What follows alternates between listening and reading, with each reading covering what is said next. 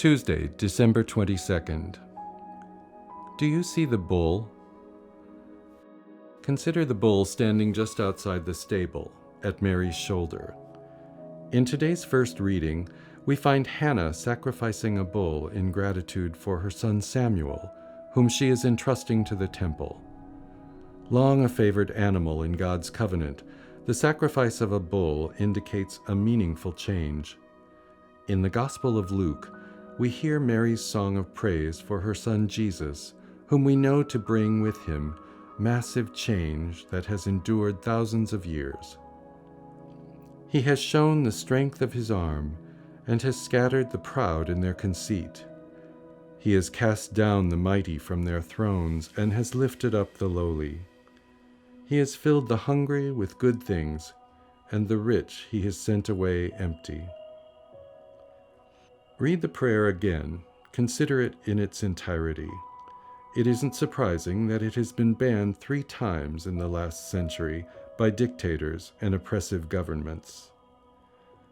Mary, a young teenage girl, socially and politically marginalized, found to be pregnant outside of marriage in a society that views her as property of her father or her husband, sings of the goodness of her situation. She dares call herself blessed. She sings of the goodness of God and the ways God overturns power. Replacing pride and self-satisfaction with humility, she names her place on the margins as unjust and claims her place in the center through God's power. In naming her place as blessed, Mary sings an eternal blessing on those like her who are outcast.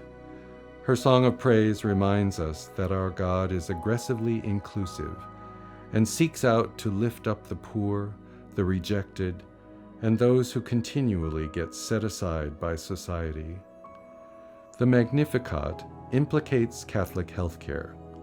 Serving this God requires us to upend the systems that perpetuate healthcare disparity, to run to the margins, open the cages, free the enslaved. This Mary is not your obedient teenager, peaceful mother, or a gentle dove. She is a powerful precursor to the subversive freedom and inclusion of her son's ministry. She is the woman who will mother the Messiah. She is a model for this time and all times, where the people of God are called to stand up against injustice. The Magnificat is the first Advent hymn. Passionate and wild, it calls us to what the kingdom of God will look like on earth and what we must give up to get there. This Advent, may Mary's vision become ours, that we might reimagine it not as something lost to the past, but as a vehicle for a newly ordained present.